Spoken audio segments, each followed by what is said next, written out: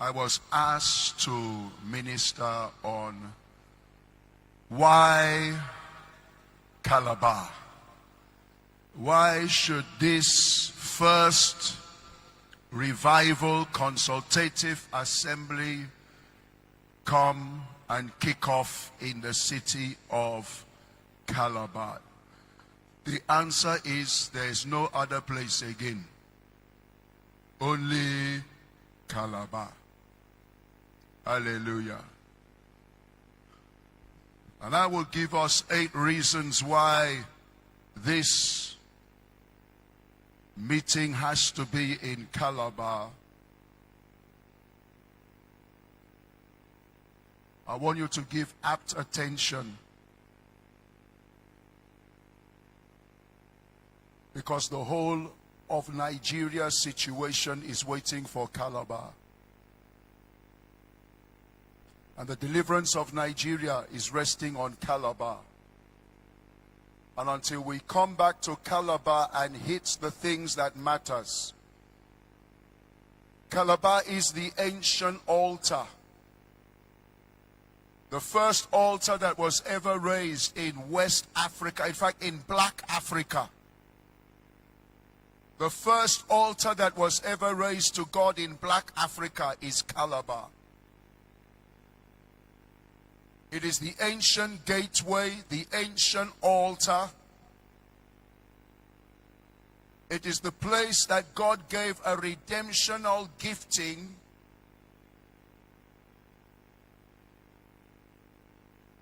of the firstborn status, the priesthood and the kingship. It's the place that God tied this land for revival through prophecies and through promises. It's the place where God cut covenants with this land.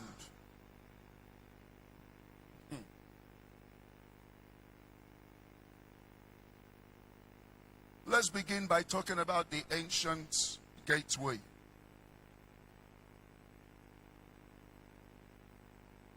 (1878).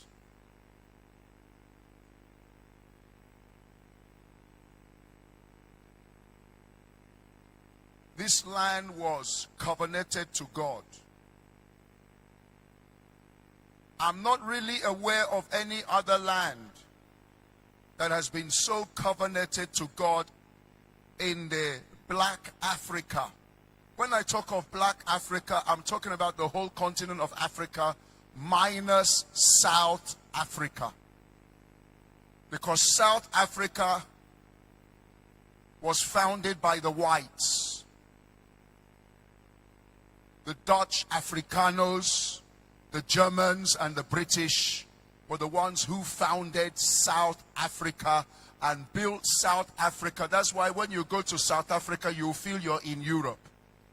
Because everything you need in Europe is in South Africa. So when we talk of Black Africa, it's the whole continent of Africa minus South Africa. And this is the only land that God cut covenant with in such a way. Now, let's go back. We're going to go into a lot of history because history is prophecy written in advance. 1769, the first Bible that we have been able to ever trace to have entered into Black Africa. It was the Bible of John Wesley. The two English, the two Effic princes, their names are Little Ephraim Robin and John Akonia. They were captured and taken as slaves and landed in Bristol in England. Bristol is the headquarters of John Wesley's ministry, Charles Wesley. And it was under John and Charles Wesley, these two Effic princes who were taken as slaves, they came under the ministry of John and Charles Wesley and were converted. They repented. their conversion was said to be so genuine and so solid and so pure, with so much evidences, that the Queen of England gave unto them freedom. They were one of the first slaves ever to be given freedom. And when they were given the right of freedom, they were asked, what do you want to do with your freedom? And they said, we will go back to our own land and our own people who are still in darkness, who do not know the gospel of the Lord Jesus Christ. We want to go back and evangelize our own people by ourselves. Are you hearing this? Father, help us this morning. Are you hearing this? I want you to get it right, because the first people to evangelize Nigeria and Africa, it wasn't the whites, it was the ethnic man. The first people to bring the gospel into Nigeria were the two ethnic princes who came, and when John Wesley heard what these young men said, John Wesley was so moved, he gave to them his own personal Bible. Malemo Sakita Karima. Holy Ghost, give understanding to us here. You don't understand. That is the handing over of a baton of revival. Makete Ele. Let me say it again. That is the handing over of the baton of the great revival that sparked the whole of what is called the first great awakening. Ladies and gentlemen, something has been handed over to this land. And they came with the Bible of John Wesley. That's the first Bible that can be traced that ever came into black Africa. And when they landed in Calabar, those two ethnic princes began to evangelize. Their evangelism was so powerful that the two ethnic kings, King Ayo, Honesty of Creektown, King Iyamba V of Duketown, officially wrote a letter to Queen Victoria requesting that they send missionaries and people that can teach them the book. That's English. In response to that, Queen Victoria was able to marshal out the release of those first missionaries that came into Calabar, West Africa, on the 10th of April 1846. Pope Waddell and his team landed on the shores of Calabar and handed over the second Bible ever traced in black Africa, which came directly from the Queen of England and entered this land.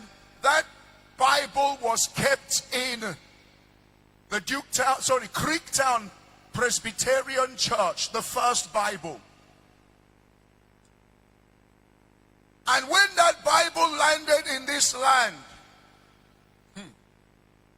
the very first church was now erected. What are we talking about? The very first altar that was ever raised for God, not in Nigeria, ladies and gentlemen, not even in West Africa. Ladies and gentlemen, the first altar that was ever raised for God in the whole of black Africa is in this land. Oh my God, how I wish I'm talking to people. If you go to Creektown, you will see that church is still standing. Ladies and gentlemen, that is the first altar ever raised to God in black Africa, 1850. That's why I say that Calabar is the ancient gateway. 2, it is the ancient altar. And all over this city of Calabar and what we call Old Calabar province, the Presbyterian Church began to open up churches everywhere.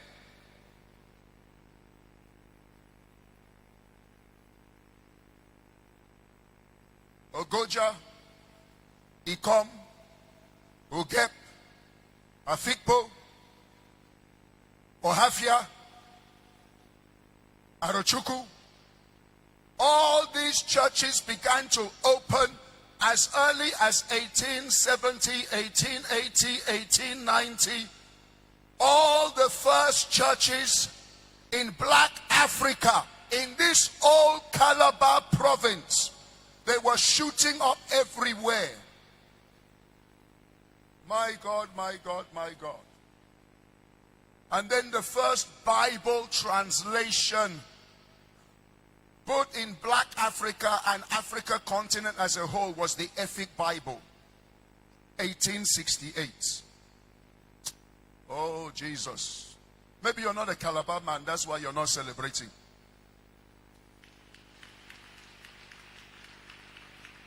Now, let me get you right. When we talk about old Calabar province, we're talking about the whole of Cross River State, the whole of Akwa Ibom, and a great part of Igbo land. I hope you know that the throne of Calabar controlled in those days down to Arochukwu, Ohafia, Abriba, Afikpo. That's why all those places, they speak the Efik tongue. That's why their own Ekpe is more powerful than the Calabar Ekpe. Because in those days, you don't go by river, by road, you go by river. And you can get to Arochukwu and all those places by river 30 minutes from this place. Because we were connected and interconnected. Are you hearing what I'm talking? I'm here to let you to know that this whole place called Old Calabar Province is a covenanted place unto Jehovah God. If you're alive, can you say a better amen? And that was how the first EFFIONG Bible was, the first translation, the first Bible in Africa continent, 1868.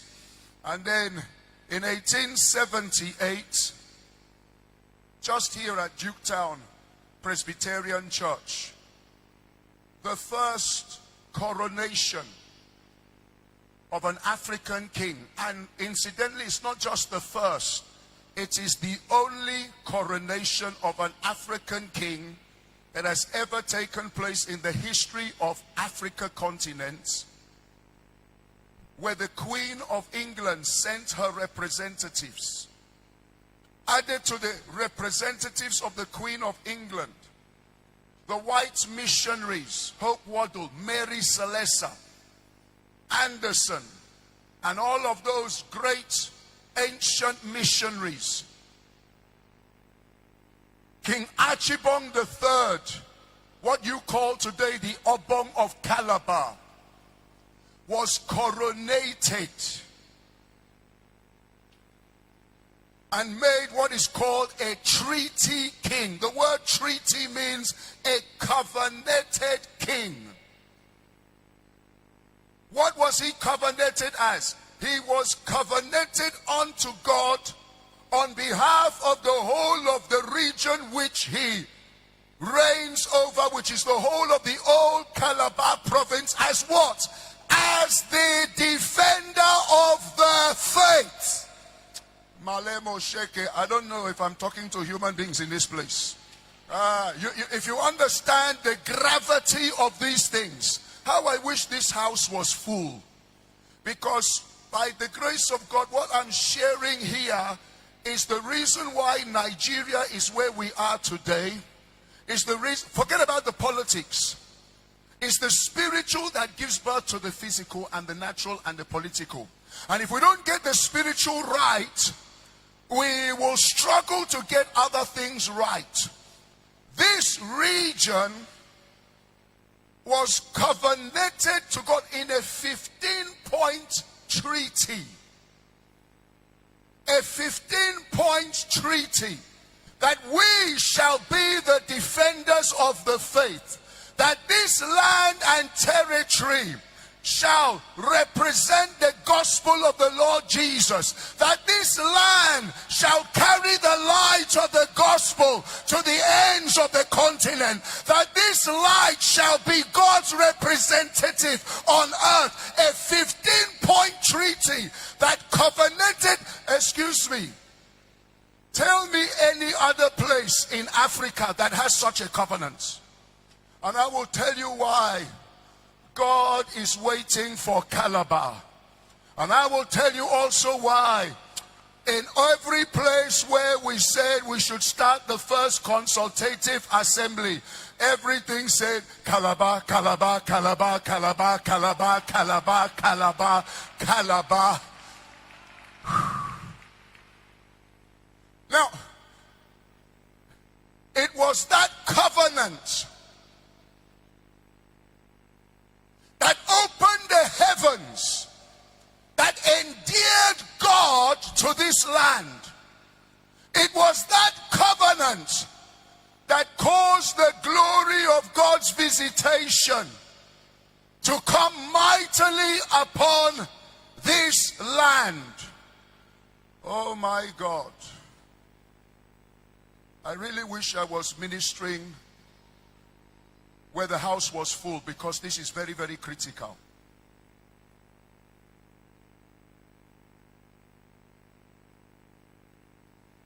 Now, look at what happens. Look at what happens. The moment God came down in this land, the first church and churches, the whole of Cross River States, the whole of Akwa Ibom, the whole of,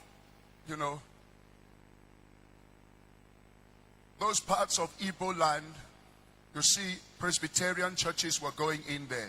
Now, the second missionary organization outside of the Presbyterian Church of God that entered into Black Africa is still within this old Calabar province.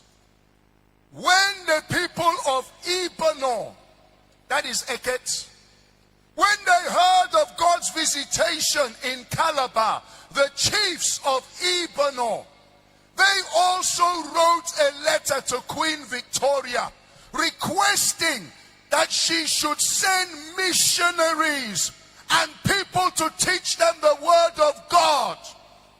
And when she received that letter, she sent that letter to a Bible college in Belfast, Northern Ireland. And in the Bible college in Northern Ireland, the principal of the Bible college read the letter and requested, who will go from us to Ibanor in West Africa, Nigeria? Who will go? And there was silence in the house. But one young man called Samuel Bill stood up and said, here am I, send me. And Samuel Bill left Ireland on a ship down to Calabar, came under the tutelage of those white missionaries who were already established in Calabar to learn the custom, to learn the language, to eat the food. And there was a miracle. In 2 weeks, Samuel Bill learns the Effic tongue.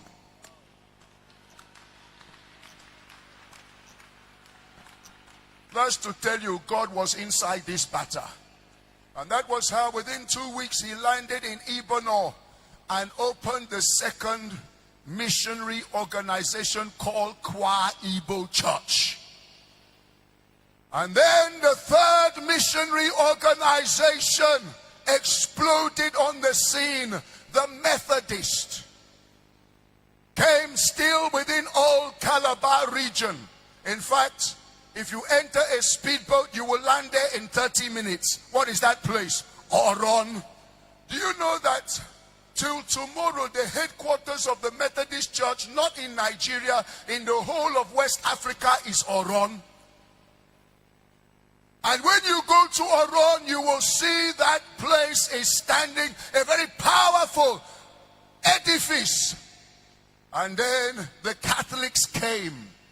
1899, 1900. Where do they land? Uyo. And then CMS, what you call Anglican, came in 1903. Where? Ikotabasi. And then the Lutherans came in. Where? Ibesikbo. Am I communicating in this house? Have you noticed that the history of Nigeria tells you that the gospel came through Yoruba land? I challenge you to show me one church that they opened. I challenge you to show me one church that is still standing. I challenge you to show me the graves of the white missionaries who came to bring the gospel to Yoruba land. You will not find one church. You will not find one thing, one altar, or one graveyard. But within all Calabar province, not just churches, but 6 major missionary organizations, and they are still standing till tomorrow. Because Calabar, it is the ancient gateway when God and the Trinity on their throne said, how will we reach Africa? The Trinity decided, pass through Calabar. And ladies and gentlemen, the gift and the calling of God is without repentance. And oh my God, my God, my God, my God. Ladies and gentlemen, if you don't understand what we are here for, he's about to come again the second time. And he will pass through the same way he came the first time. That is why, get ready, get ready, get ready, get ready. The heavens is about to open again. The wind of end time revival is about to blow. Makelebo shakataye, masontori brakataya. To help you to understand that this is the ancient altar, not just all these missionary organizations. Those missionaries who came here, they didn't just come and go. Their graves are here. Those graves are speaking alongside with the physical churches that were raised. They are speaking as an ancient altar, calling God to come down. They shed and laid down their blood and their lives for this land to be emancipated. I have been in this business for quite some time. And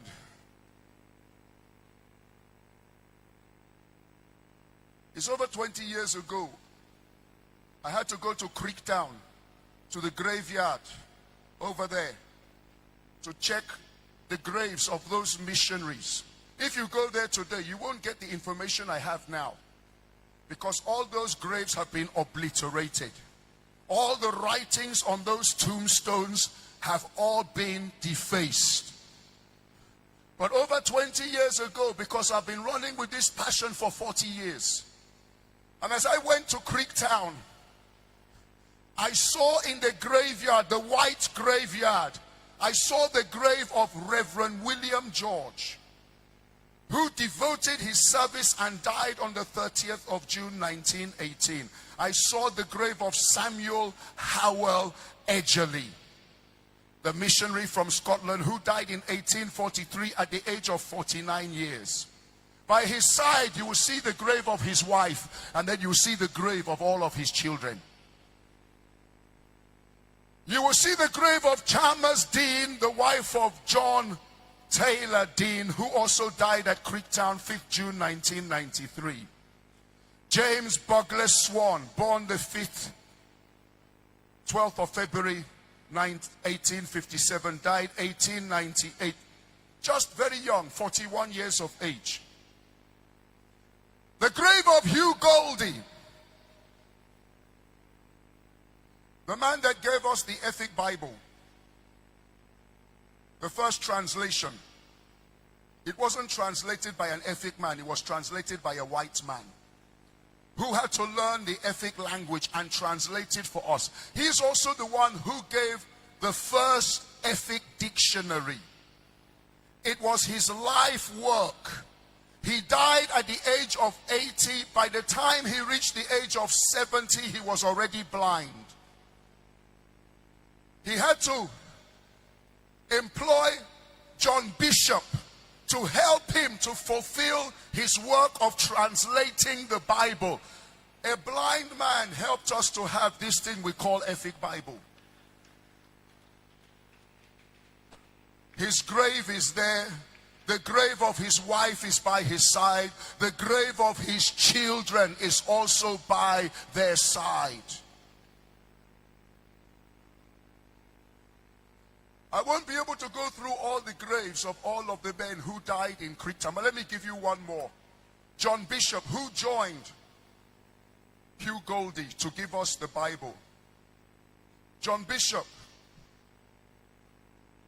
he helped in the interpretation of the Bible, and the first printing press in Black Africa, that was where they printed the Ethic Bible. John Bishop died inside the printing press at the age of 42, printing out the Bible. Today we are enjoying, but you don't know there is a life of people who came before us, who laid down their lives. Now, if you go to Duketown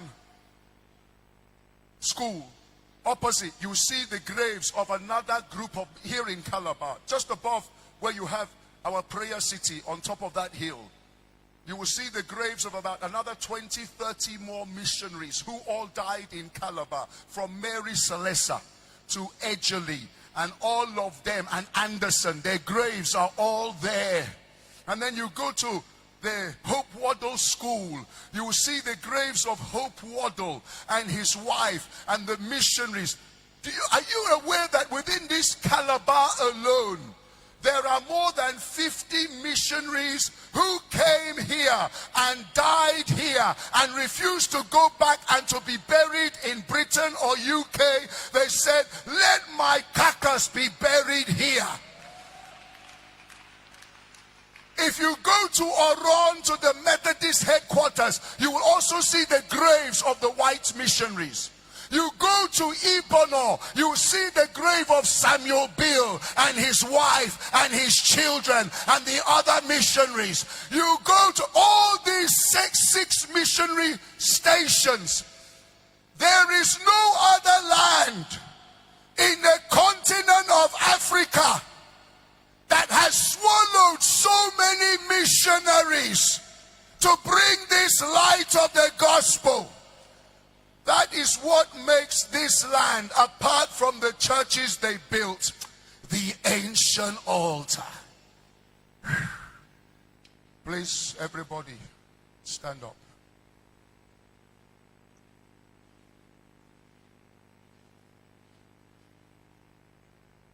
Sit down on your floor.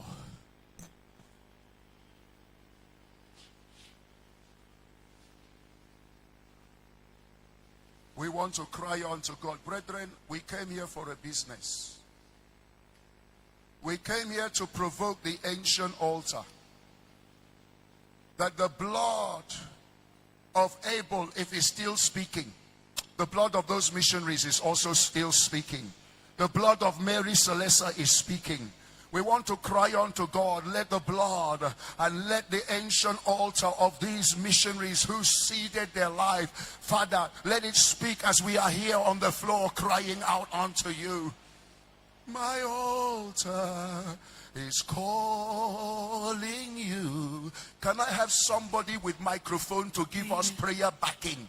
This prayer meeting, we should have prayer generals on ground. We should be able to be in the spirit and not too organized. Where are the prayer men? Where are the prayer men? Quickly, let's cry unto God. My altar is calling you. Oh God,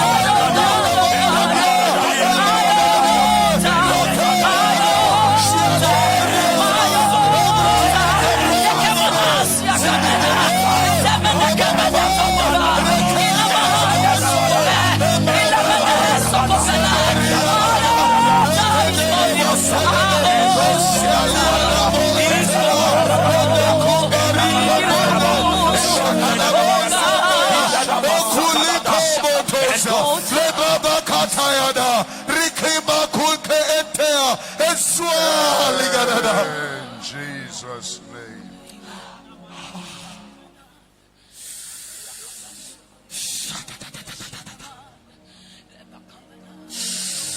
God does not waste resources. Our God is a great entrepreneur, businessman. He cannot invest in one land, only one land, so much. No, he didn't make a mistake. There is a reason why God decided, and it's not just the altar and the gateway, the covenant that was cut. Show me any other place in the continent of Africa that has the covenant that was cut with God.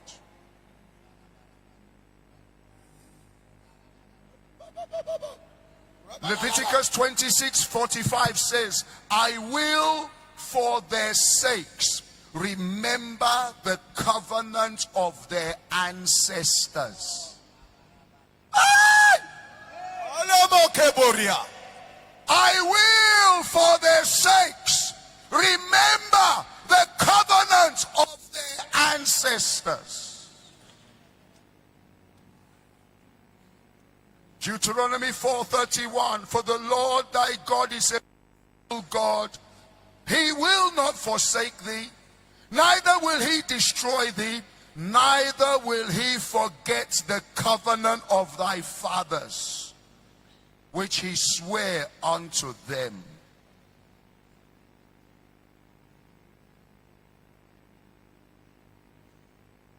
There is a covenant with this land. We must be the defenders of the faith. We are to carry the light of the gospel to the rest of these continents.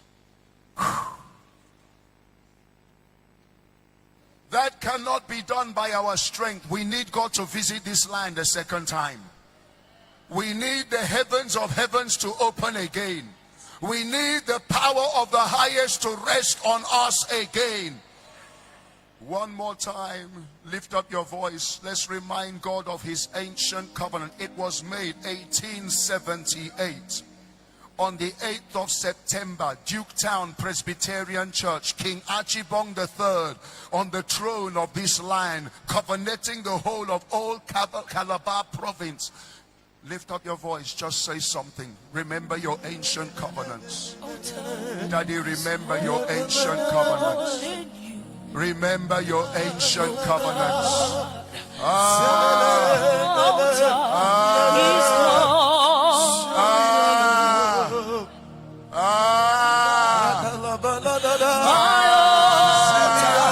He's calling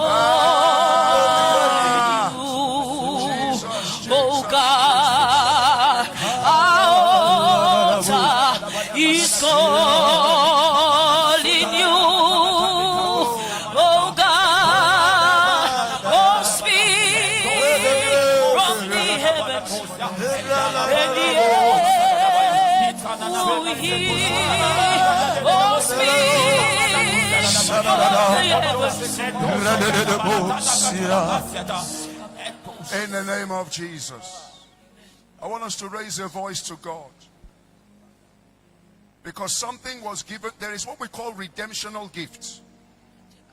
Give me Genesis chapter 4 verse 20, 21, 22, 20. Yeah, Genesis chapter 4 verse 20. The Bible says, Jubal, he was the founding father of all those who are cattle rearers. Jabal. Yeah. The next verse. Jubal was the founding father of all the musicians. Verse 22. Jubal Cain was the founding father of all the iron workers. Every founding father, God doesn't deal with sons, neither does he deal with daughters. God doesn't cut covenant with women, he doesn't cut covenant with sons. He only deals with founding fathers. And every son and every daughter must locate who is your founding father, so that you will know the redemptional gift that belongs to you as a lineage. Time is not there. I would have taken you through every denomination, and you will know that God makes covenant with founding fathers of denominations, like a Deboye of Redeem. The angel of the covenant appeared to the father of Redeem. What was the covenant? You will never lack lands and properties. The angel of the covenant appeared to Bishop Oyedepo. What was the covenant? Faith and prosperity. They can never lack money, because the covenants with Redeem and the founding father that flows from the head down is prosperity. Every founding father has one redemptional gift. Who is the founding father of Yoruba? Oduduwa. Who is Oduduwa? A highly educated man. What is the gift that God gave to him, to Oduduwa? Education. That's why all the universities in Nigeria, the leading ones, the West, Ilorin, Ife, Ibadan, Bangkok, Obafemi, Owolowo University, Bells, Covenant, every leading professor, where do they come from?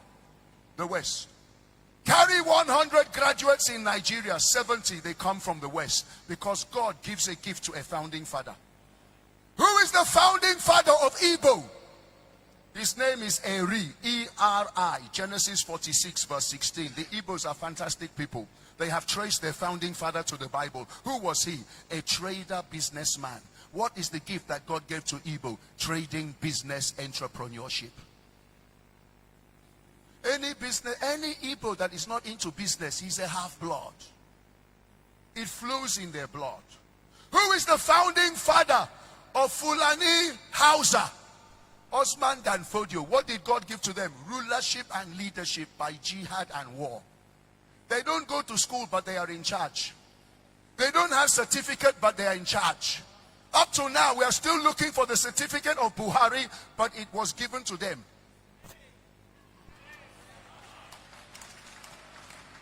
I can go around the whole tribes of Nigeria, and I will tell you what belongs to every tribe. So who is the founding father of all Calabar province? That was why I took you to the ancient altar of the Obong of Calabar, 1878, where we were given what? Queen of England, handed over to us: 1, a throne; 2, the scepter; 3, the Bible; 4, the staff of authority; 5, the cloak. Why? To rule the whole of this region. How? By the Bible, the word of authority. What was it that God gave to this land? Priesthood. I hear you, sir. That's why all the first priests and churches, all Calabar province, and I say again, gift and call of God is without repentance.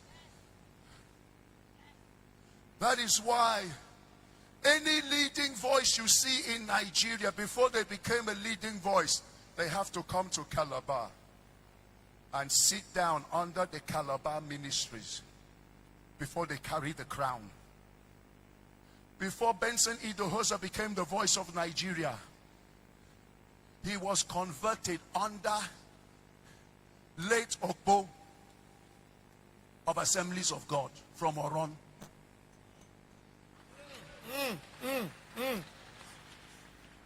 And after being converted and became the Sunday school superintendent and the Christ ambassador president of the church, and Okpo discovered he's bigger than him, Okpo handed him over to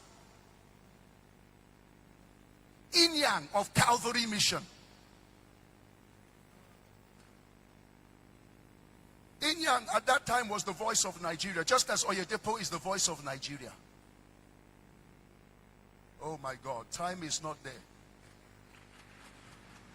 Yeah, time is not there. I would have told you how, when Benson Idahosa was almost being taken home, how I met with Inyang and Papa Benson Idahosa. I met the two of them together. In fact, I sat with them and they were telling me the story of how he was handed over the mantle from this man. That he was the former voice, but nobody knew him because he fell. But I collected the crown.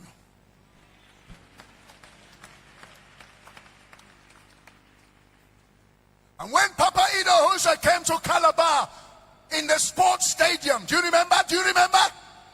You are too young to know those things. I was the chief usher. I was the one who welcomed Papa Idahosa when he came out from the car. Ha! I've never received such a welcome before. Look, as I opened the door for him to come out, come. This is, he instead of following me, he just greeted, Maka! Pata! Leze! Padadada!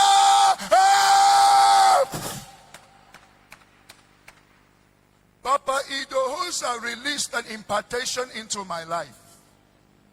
And I ushered him to his seat. When I came to usher him, there was another man sitting here. I said, Papa, you don't belong here. This is for Papa Idahosa and his team. He laughed. He said, young man, I don't blame you. You don't know who I am. I said, please, sir, who are you? He said, I am Inyang.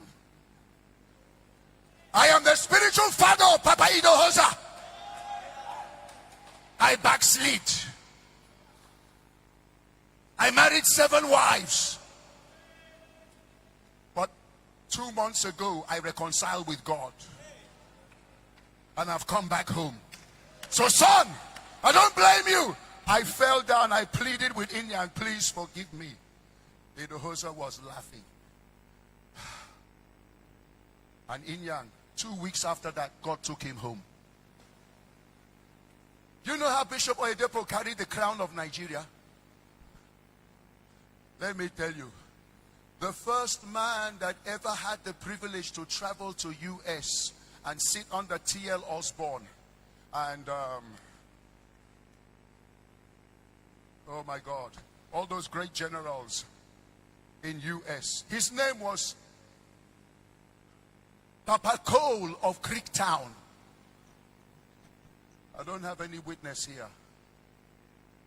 Okay, Mama, God bless you, Mama. Papa Cole, God bless you, Papa. Yeah, 3 of you. Papa Cole of Creektown.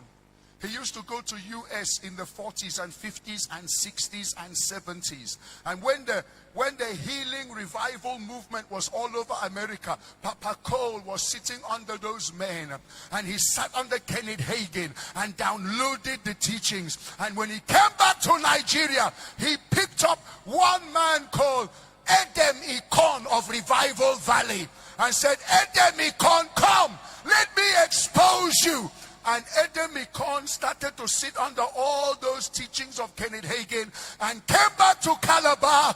And it was like a new wind of revival, because nobody has heard such teaching.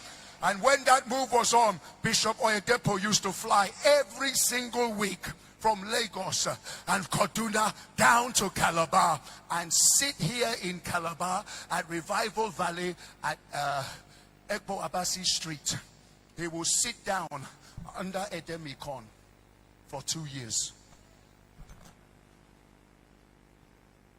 Because there's something that God gave to this land. You don't just fly into priesthood, you come to Calabar. And the kingship also belongs to this land. That's why I say Nigeria cannot be healed until they understand history. Because history is prophecy written in advance. Because the throne of Nigeria is Calabar. And the first recognized king of African continent, it was the Obong of Calabar. That's why he's made the first treaty king. And that is why, those of you in Calabar, you know what I'm talking. There's no man that can sit in Aso Rock, win election as you like. They must fly you to Margaret Ekpo Airport in Calabar in the midnight in a private jet aeroplane and take you to certain ancient altars and ancient thrones to consecrate you as the king of the nation, because kingship and priesthood belongs in this land.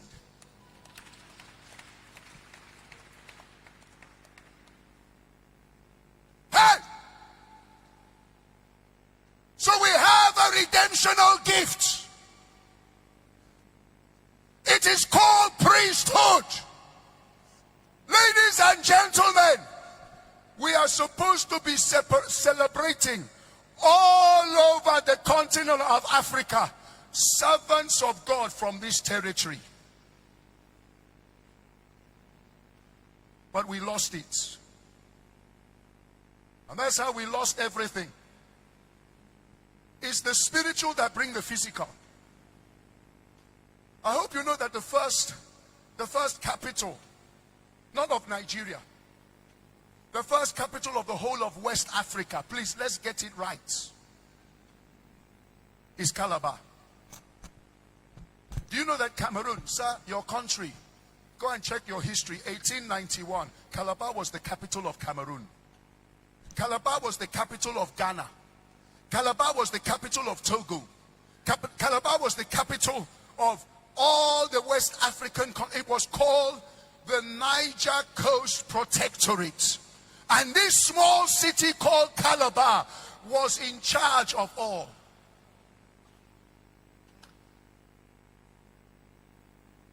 And then in 1900, January the 1st, it was removed and they were given their capital territories for their different nations. And Calabar became the capital of the Southern Protectorate.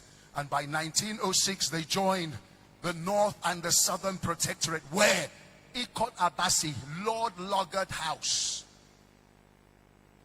You see, anything that has to do with issues of Nigeria, you have to come to Calabar. You know, even the Biafran War, where it was reconciled and they signed the peace treaty, was the same Lord Lugard House, Ikot Abasi, 1970. Because till tomorrow, the peace of Nigeria is in this land.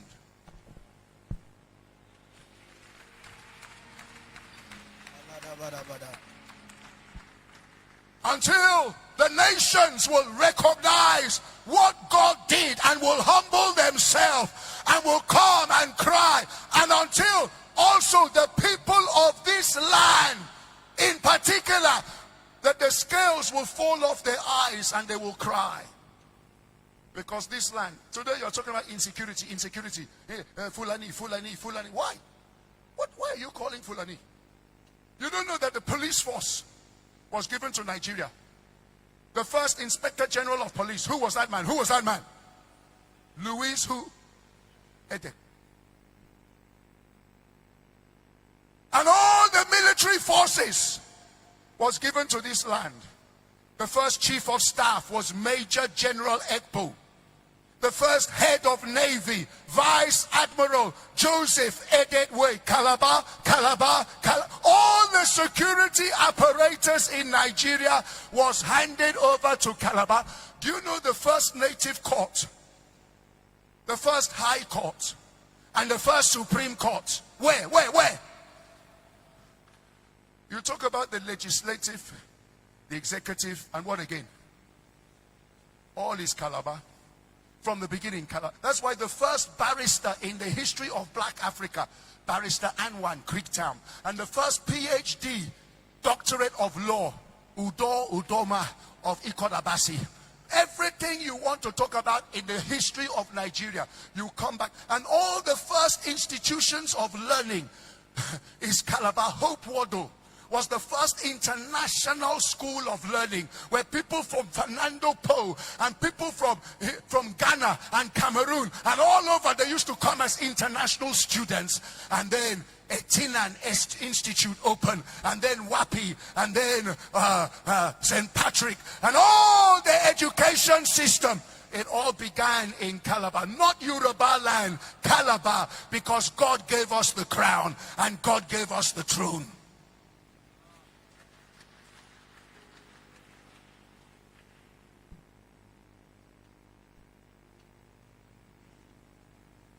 Let me look to see how I will round up. Time is not there. The first upstairs buildings were all Calabar. The first tarred road in the whole of West Africa is Egerton Street.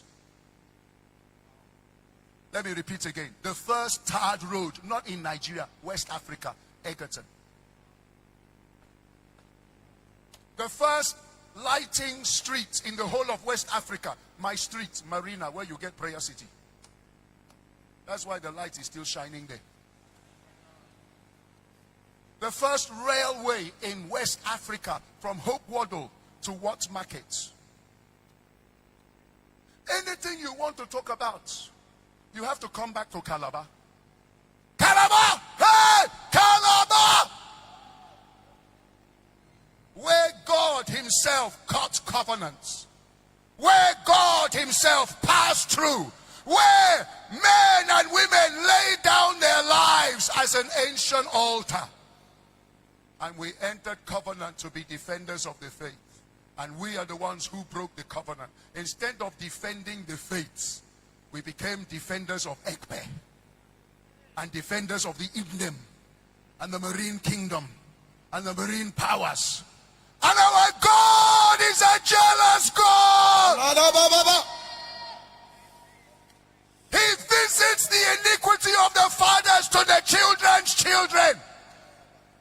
That is how old Calabar, we lost the capital of West Africa, became the capital of Nigeria. We lost that one. It became Enugu. We lost from Enugu to the southeastern state. We are no more. We became the capital of Cross River with Akwa Ibom. We lost that one. Akwa Ibom went, and now we are Cross River without Akwa Ibom. We also now lost Bakassi. We are Cross River minus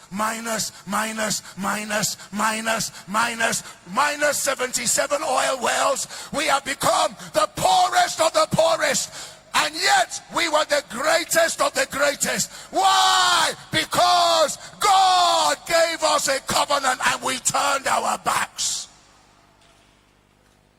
And God is waiting for a generation with understanding who will come back and renew the ancient covenant of the ancient altars.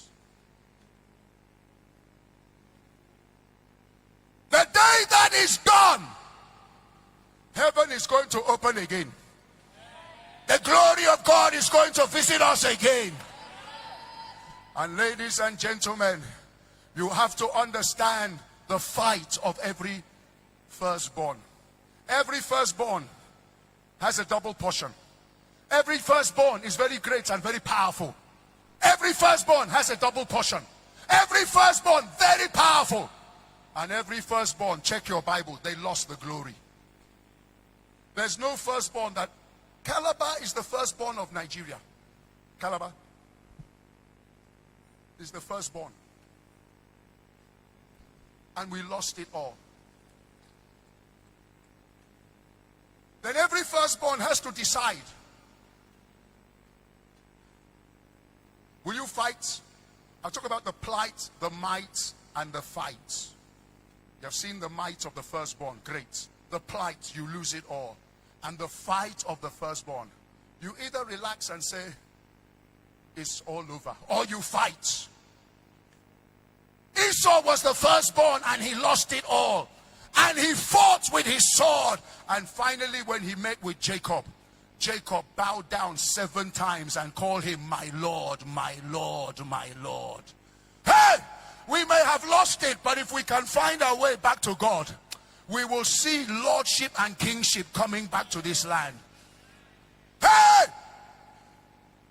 Reuben was the firstborn and he lost it, and he was restored by a higher father called Moses. And Samson was the firstborn to come out from his mother's womb, and he was given so much and he lost it all, but finally he recovered. He had a covenant with God with his hair, just like this land has a covenant with God.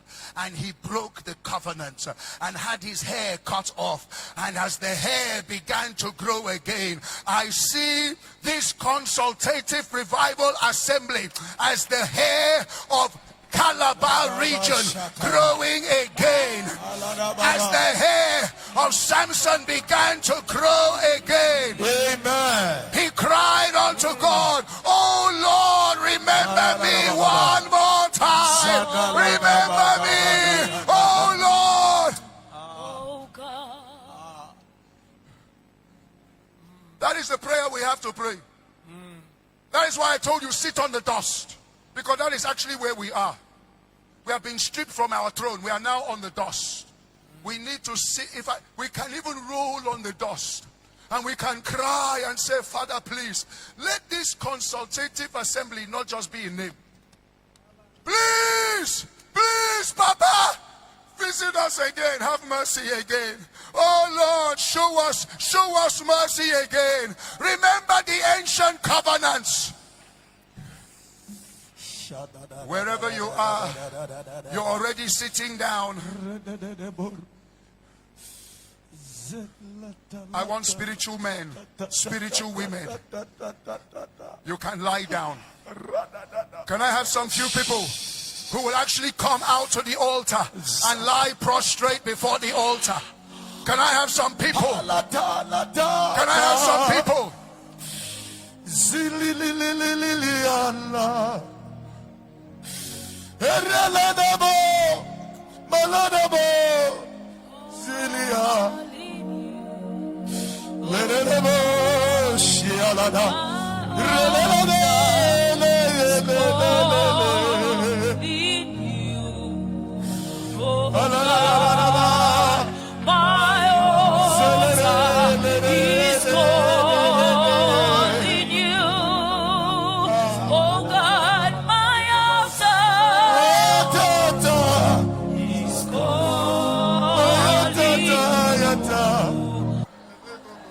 In the name of Jesus.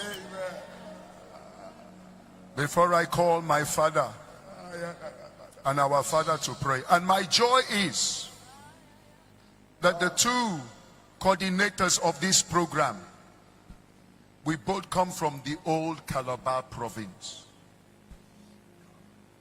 Dr. Chidi Okarafo comes from Arachuku. Arachuku is part of the old Calabar province. I think the Holy Ghost is in the house. He's a wise master builder. Do you know that the spiritual father of Nigeria, whose name is Pa Elton, He gave a prophecy. He said, I see the wind and the rain of revival coming from the south of Nigeria. And he was about to leave the west and relocate to Calabar. And the Holy Spirit said to Pa Elton, do not go now, because you are the carrier of the prophetic mantle of Nigeria. If you go to Calabar now, that mantle will drop in Calabar, and the people and generation in Calabar now are not ready to carry the mantle. So remain in the west, and I will raise up a church, a national church for Nigeria. That's why you have Kumuyi and Edeboyi and Oyedepo and Olukoya and all the church in the west. And the Lord said to him, but in the latter days, when I have called you home, I will visit Calabar and I will drop that mantle back into that land. Ladies and gentlemen, this is that generation. There was a man of God called Noel Woodruff. He was preaching in Lagos, an American preacher, in Freedom Hall. 1996. And all of a sudden he stopped preaching and he asked the congregation, is this the south or the southeast? They said, no, this is the west.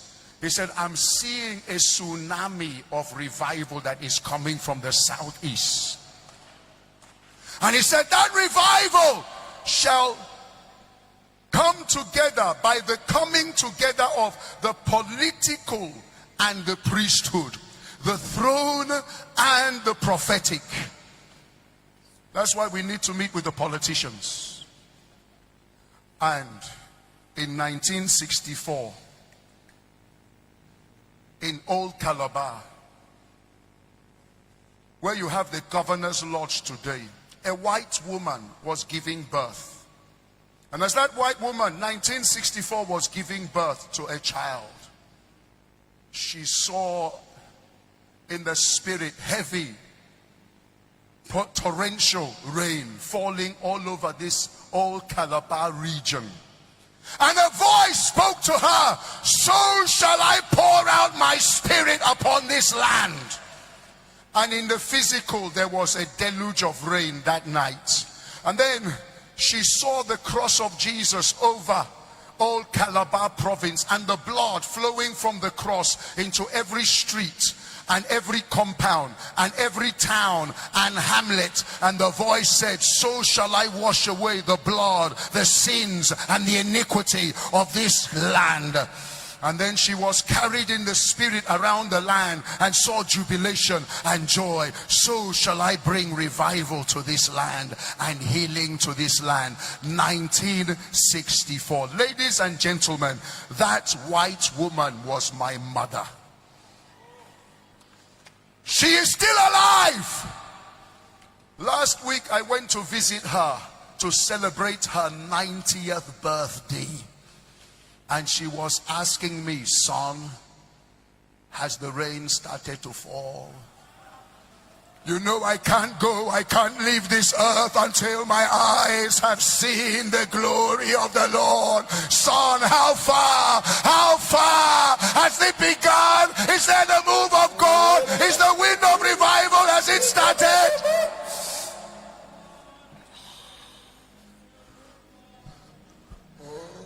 As I blow this shofar, anyhow you can cry unto God. I want you to lift up your voice and cry before I hand over to my Father, for God to open the heavens one more time.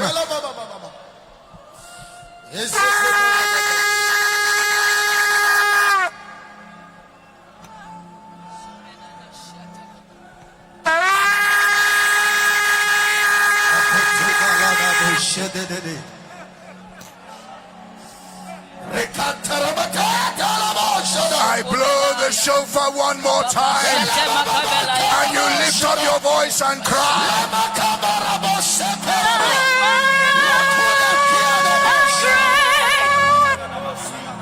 Everybody lift up your voice. Begin to cry. Begin to cry.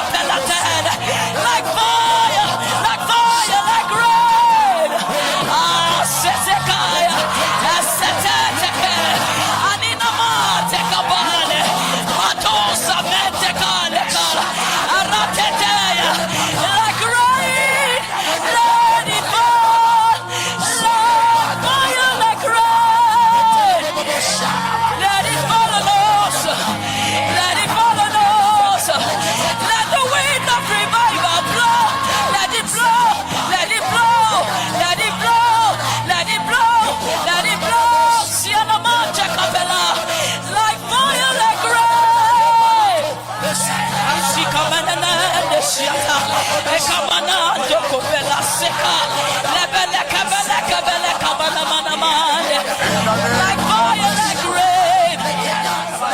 In the name of Jesus.